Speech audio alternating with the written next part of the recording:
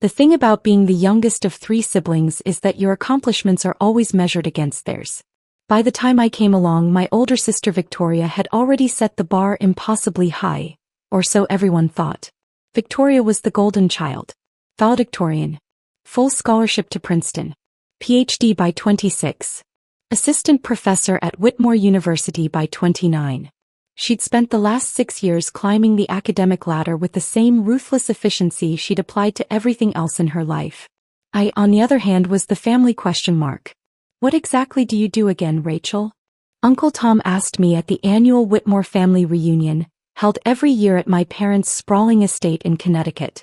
He was genuinely curious, not malicious, which somehow made it worse. I work in higher education administration, I said, keeping my answer deliberately vague. Oh, like admissions? Student services. He nodded knowingly. That's nice. Steady work. Before I could respond, Victoria appeared at my elbow, wine glass in hand, that familiar condescending smile playing at her lips. Rachel's being modest, Uncle Tom. She's a teaching assistant. Or was it administrative assistant? I can never keep track. Neither, actually, I said calmly. Whatever it is, I'm sure it's very. Victoria paused as if searching for the right word, suitable for your skill level. Our cousin Jennifer laughed a little too loudly. She was Victoria's favorite, mainly because she hung on every word Victoria said and treated her like some kind of academic celebrity. Victoria was just telling us about her tenure application, Jennifer gushed. So exciting. A full professor at 35. That's incredibly young, isn't it? Very impressive, Uncle Tom agreed. Victoria swirled her wine, the picture of false modesty. Well, the application is still under review, of course. But my department chair is confident. I've published 43 papers in top-tier journals. My research on post-colonial literature has been cited over 2,000 times. The decision is really just a formality at this point. When will you hear back? Jennifer asked. The board meets next week for final approvals. But honestly, it's already decided. The chairman personally told my department chair that my application was the strongest they'd seen in years. I took a sip of my sparkling water and said nothing. Rachel, you must be so proud of your sister, Aunt Marie said kindly.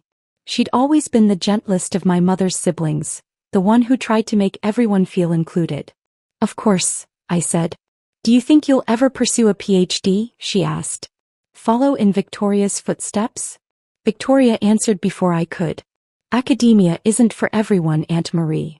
It requires a certain level of intellectual rigor, a passion for research, a dedication to scholarship. Rachel's always been more practically minded. Nothing wrong with that. I'm perfectly happy with my current position, I said evenly. And what exactly is your position? My father asked, joining our little circle. He was a retired federal judge, a man who valued achievement and status above almost everything else. He'd never quite known what to make of me, his youngest daughter who'd chosen a path so different from Victoria's well-lit highway to academic glory. I work at Whitmore University, I said. In what capacity? He pressed. Administration. Victoria laughed. She's deliberately being vague because she's embarrassed. Rachel works in some back-office function. Processing forms or managing schedules or something. She doesn't even have faculty status. There's honor in all work, Aunt Marie said softly, but I could see the pity in her eyes. The conversation moved on as it always did, back to Victoria's accomplishments. Her latest publication in PMLA. Her invited lecture at Yale. Her growing reputation as one of the leading voices in her field. I stood at the periphery of the circle, sipping my water, listening to my sister hold court. This was how it had always been. Victoria was 3 years older than me. And from the moment I was born, I'd existed in her shadow. While she excelled at everything, piano, debate team, advanced mathematics, I was merely adequate. Not bad but not extraordinary. The kind of student who got A- while Victoria brought home perfect scores. By the time I was in high school, the comparison was constant and exhausting. Why can't you be more like your sister? My father would ask when I brought home a report card with AB+ in chemistry. Victoria never got anything lower than an A. So I'd stopped trying to compete. I'd gone to a good but not prestigious university, Georgetown instead of an Ivy. I'd studied education policy instead of literature. I'd deliberately chosen a path that wouldn't invite comparison. And it had worked, in a way. Victoria had stopped seeing me as competition and started seeing me as irrelevant. Beneath notice.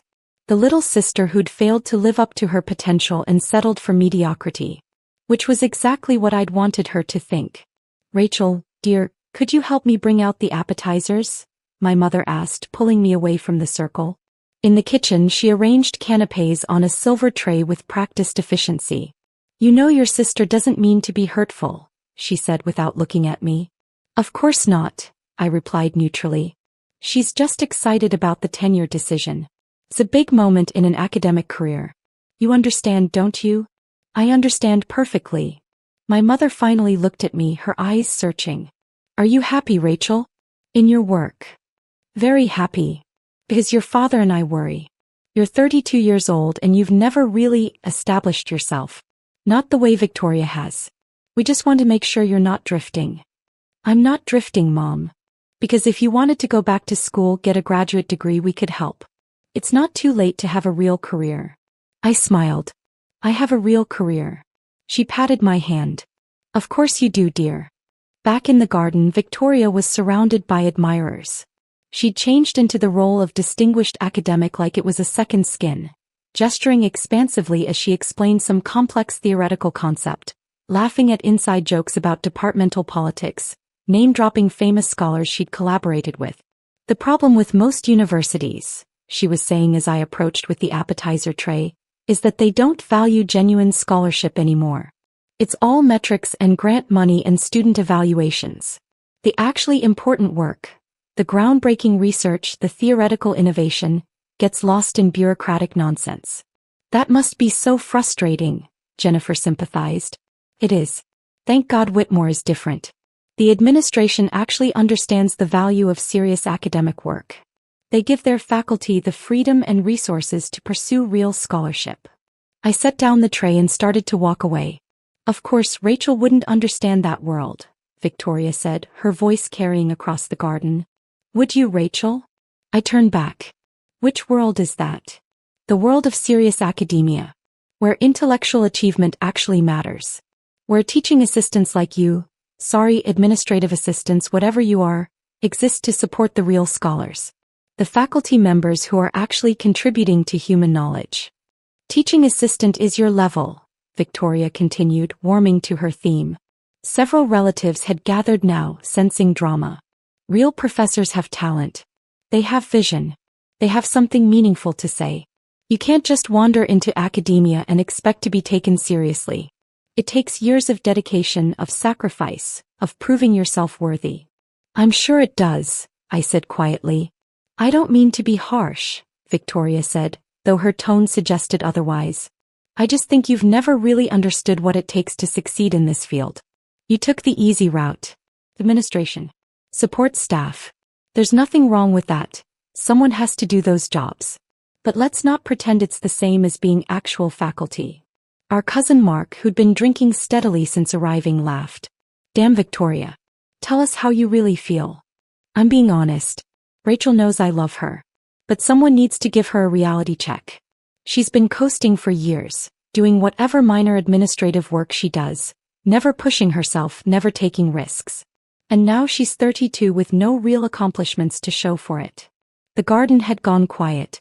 Even the relatives who usually loved Victoria's confident proclamations looked uncomfortable.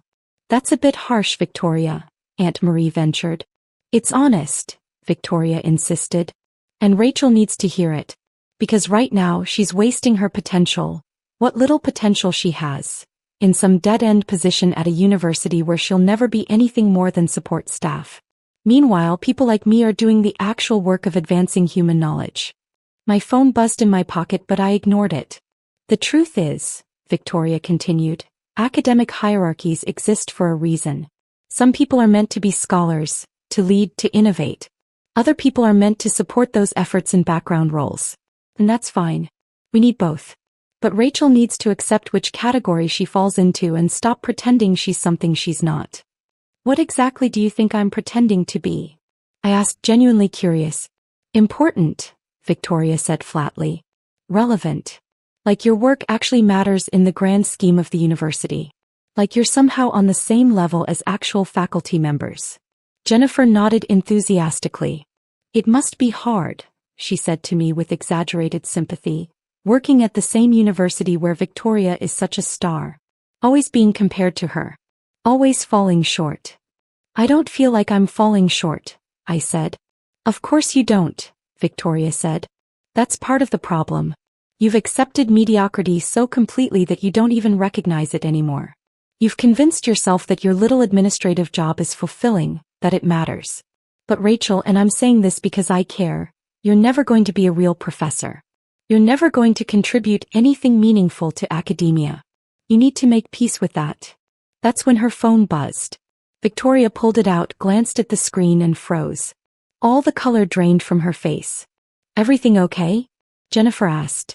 Victoria stared at her phone like it had personally betrayed her. Her mouth opened and closed soundlessly. Victoria, my mother asked, concerned. What's wrong? My sister looked up at me, and for the first time in my entire life, I saw genuine fear in her eyes. This must be a mistake, she whispered. What must be a mistake? My father demanded. Victoria's hands were shaking as she held out her phone. My tenure application. It was denied. The garden erupted in shocked murmurs. That's impossible, Jennifer said. You said it was a formality. It was, Victoria insisted, her voice rising. The chairman told my department chair I was the strongest candidate in years. There must be some error. Some administrative mix-up. She was scrolling frantically through her phone now, her composure completely shattered. I need to call someone. I need to fix this. This is insane. My publication record is impeccable. My teaching evaluations are excellent. There's no reason. She stopped, her eyes widening as she read something on her screen. What? My mother asked. What does it say? The denial came directly from the board chairman, Victoria read, her voice hollow. Due to concerns about collegiality and professional conduct. Collegiality. My father frowned. What does that mean? It means, I said quietly, that someone on the board believes Victoria doesn't work well with others. That she's difficult. Unprofessional. Everyone turned to look at me. How would you know that? Victoria snapped. I pulled out my own phone and opened my email. Because I received a copy of the decision an hour ago. All board members do. The silence that followed was absolute. Board members, my father repeated slowly. I turned my phone around so everyone could see the email signature. Dr. Rachel Whitmore, Chairman, Board of Trustees, Whitmore University. Victoria made a sound like she'd been punched in the stomach. You're the chairman? Jennifer whispered. For the past 3 years, I confirmed. I was the youngest board chairman in the university's 150-year history. Appointed at 29. My mother sat down heavily on a garden bench. But you said you worked in administration, Uncle Tom said, confused. I do. The Board of Trustees oversees all university administration. We make decisions on budget allocation, strategic planning, major personnel decisions, and yes, tenure approvals. Victoria was staring at me like I was a stranger. You've been on the board this whole time? I've been at Whitmore for 10 years, I said. Started as an assistant to the previous chairman, Dr. Morrison, right after I got my master's degree from Georgetown. He mentored me, brought me into board meetings, taught me university governance. When he retired, he recommended me as his successor. The board voted unanimously to appoint me. But you never said anything, my mother breathed. You never asked, I replied simply. Every time we had a family gathering, you asked Victoria about her work and assumed I was doing something clerical. I tried to correct you a few times early on, but Victoria would talk over me, or the conversation would move on, or someone would make an assumption about my role and I'd just let them. Why? My father demanded. Why would you let us believe you were some low-level administrator? Because it was easier than dealing with Victoria's reaction, I said, looking at my sister. Because I knew that if you all understood what I actually did, it would create conflict. Victoria has built her entire identity around being the successful one, the accomplished one, the sister who made something of herself.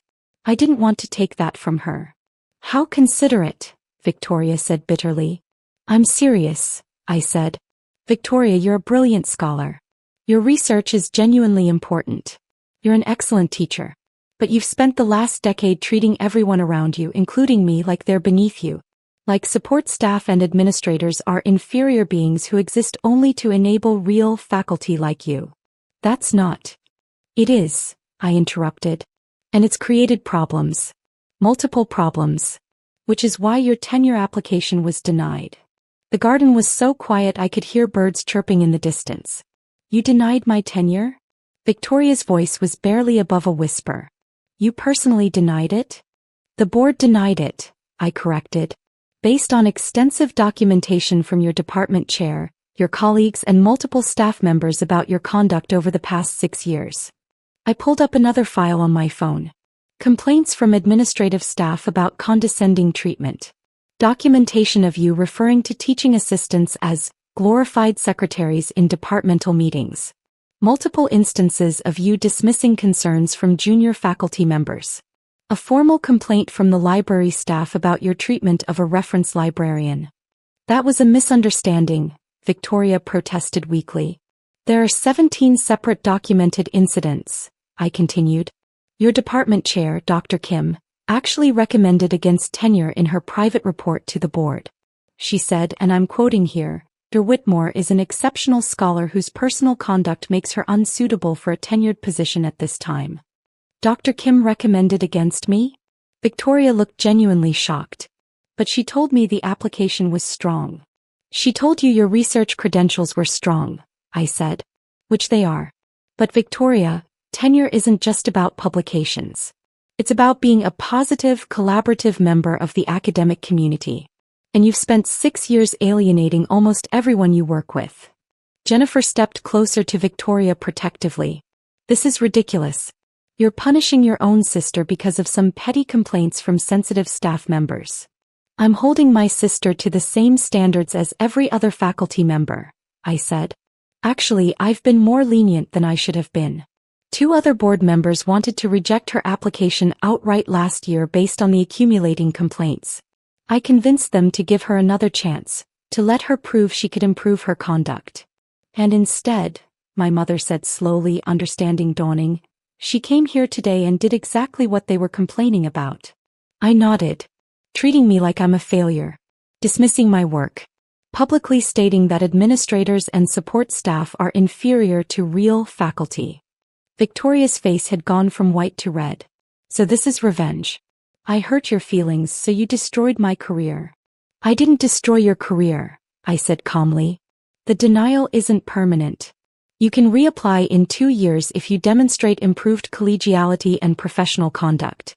The board was very clear about that in the decision letter. 2 years. Victoria's voice cracked. Do you know what this will do to my reputation? To my career trajectory? I'll be the only person in my cohort without tenure. Everyone will know I was rejected. Yes, I agreed. Just like everyone in your department has known for years that you treat people badly. The difference is now there are professional consequences for that behavior. My father found his voice. Rachel, this seems extraordinarily harsh. Victoria made some unkind comments, yes, but to deny her tenure. Dad, those unkind comments are part of a years-long pattern. I've been receiving complaints about Victoria's conduct for the past 3 years. From staff members who feel belittled. From junior faculty who feel dismissed. From graduate students who feel degraded. I looked at my sister. Victoria, you told a PhD student last semester that her research was embarrassingly simplistic in front of the entire seminar. She filed a formal complaint. You told your department's administrative coordinator that a trained monkey could do her job when she made a scheduling error. You've created a hostile work environment for multiple people. I have high standards, Victoria said desperately. I push people to be better. There's a difference between high standards and cruelty, I said. And you've crossed that line repeatedly.